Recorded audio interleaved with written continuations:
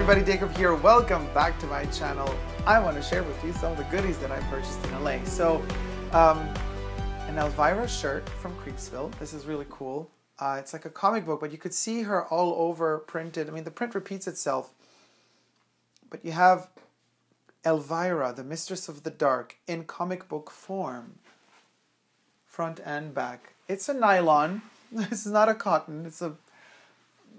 It takes some getting used to, so I wear kind of a cotton shirt underneath, and then it works. Then I have my little zombie hands, which these are hair clips, and I have a lot of them, and I just kind of cover my head all over with them. I'm really, really loving this look. I don't find it creepy at all. I just think it's really, really fun. Anyway, more Elvira, Mistress of the Dark cap. I can't put it on obviously now because I have the hair clips, but you could imagine how it looks like, and I do wear it quite often on my Instagram profile, Super Dacob all spelled together, so you could check out how it looks like on my head without the hair clips over there. Then, let's put that to the side. More Elvira stuff. Love the pins. This is Elvira's aunt's dog from Elvira's movie from the 80s. Little tiny pin. Loving this one. This is my favorite one, Elvira's eyes. 80s makeup. It's kind of just the eyes framed. Super cool. You could see this one also on my Instagram profile. Elvira's little miniature dagger she keeps here on her dress. It's hard to see probably. And then we have her license plate on her car. To Macabre, Elvira. These are all enamel, like metal pins with enamel. And because I'm a huge fan of Vampire as well, the kind of predecessor to Elvira. Here's a Vampira pin I got. This one is really cool.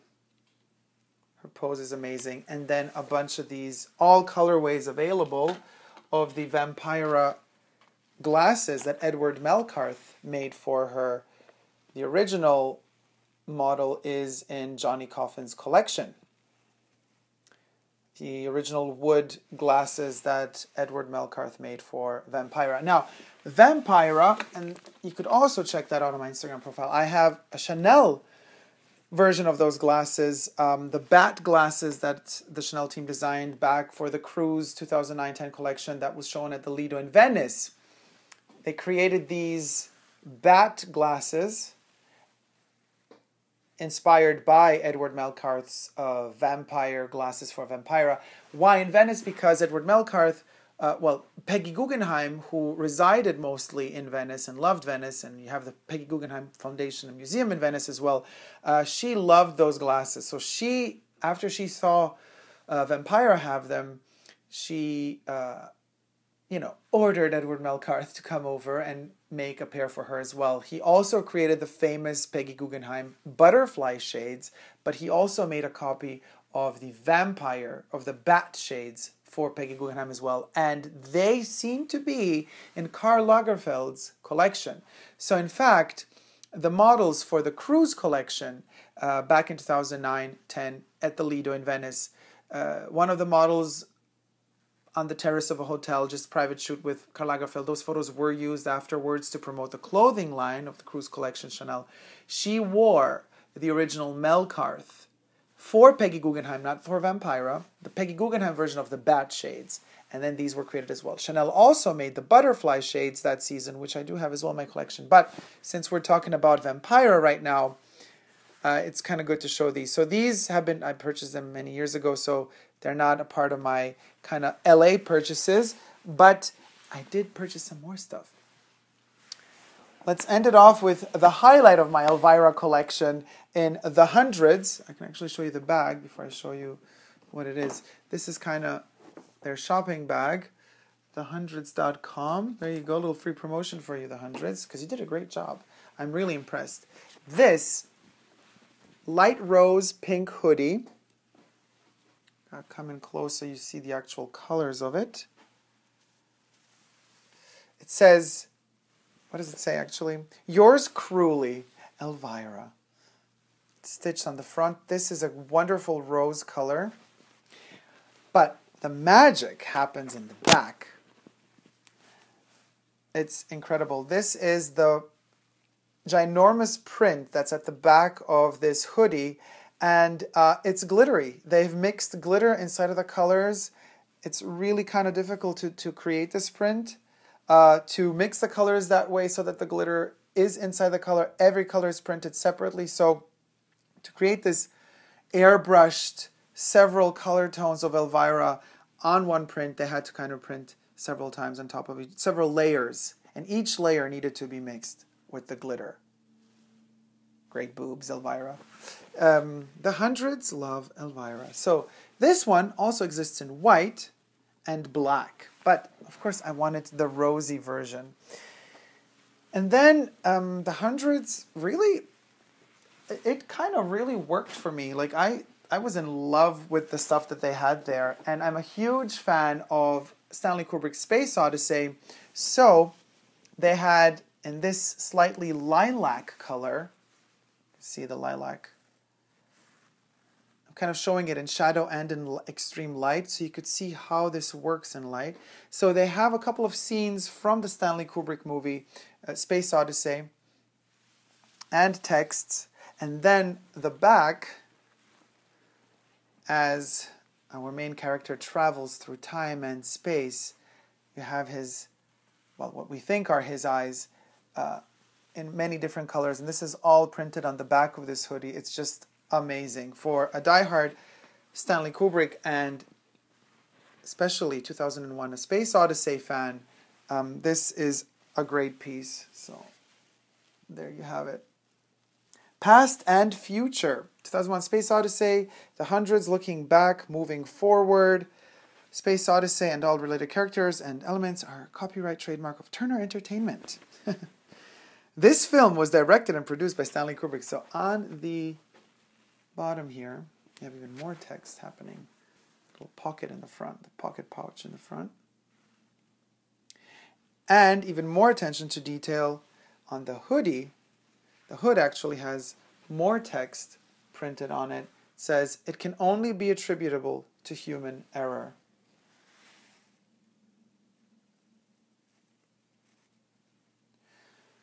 That's that. What other details are here? I don't know if there's something also on the sleeve.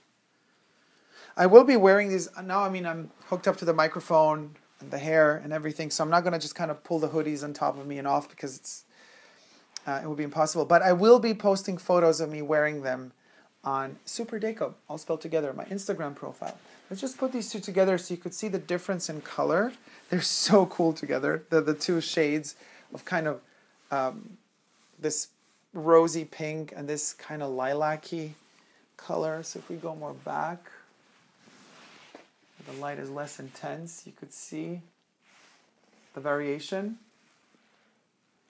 of the two. And then more to the front. They're just gorgeous. Now this is a bit tricky with the glitter because you can hear anything that touches it can stick to it. So I'm going to have to be very careful when I transport this so that I, always, whatever's, I don't know. I'm probably going to need to put like a plastic foil on top of here for transportation so that it doesn't stick and so that it doesn't damage other fabrics, but also so that it does not get damaged, that nothing kind of sticks to it. It's amazing. Look at that gorgeous little lady. We love Cassandra. That's Elvira's, the actress's name. So this is a little bit of the wonderful stuff that I got in the mecca of pop culture and entertainment, being Los Angeles. Thank you guys so much for watching. If you like this video, please do thumb it up. And don't forget, course coming up 17th, 18th November, whole weekend. I'm giving a workshop on film, video editing for YouTube, social media in general, the differences between editing a video or a film for television or for theater, and how to edit and work with video and communicate with video on social medias, particularly YouTube and Instagram. How does copyright work? How does using music work? How does storyline lining out the stories work? How can you go about creating your own channel? How is it possible to make money with your own channel? Whether it be your main focus, your main way of income, or as a hobby on the side where you could kind of also earn some extra money. There's a lot to talk about. I've been, on YouTube since 2014, so there's a lot of kind of tricks one learns along the way, which cameras to use, what sort of software. If you're on the go and you don't have your computer with you, how can you edit a video for YouTube? There are ways of doing it. What are the best lights to use? And but mostly, I think most importantly, how to understand that type of language. So that's something, that type of language communication through social media. It is a different form of communication. It's a different form of language, and you learn to speak it.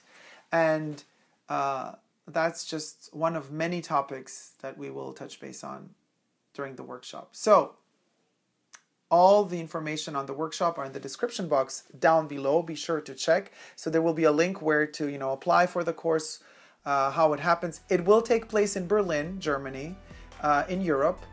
So if you're not living there, maybe you could plan a trip and stay over the weekend, because it is a Saturday and a Sunday. And if 2 people book at the same time, you get 20% off. There you have it. Places are limited though, so hurry up. So thank you guys so much for watching. If you haven't already but wish to, consider subscribing to my channel here on YouTube.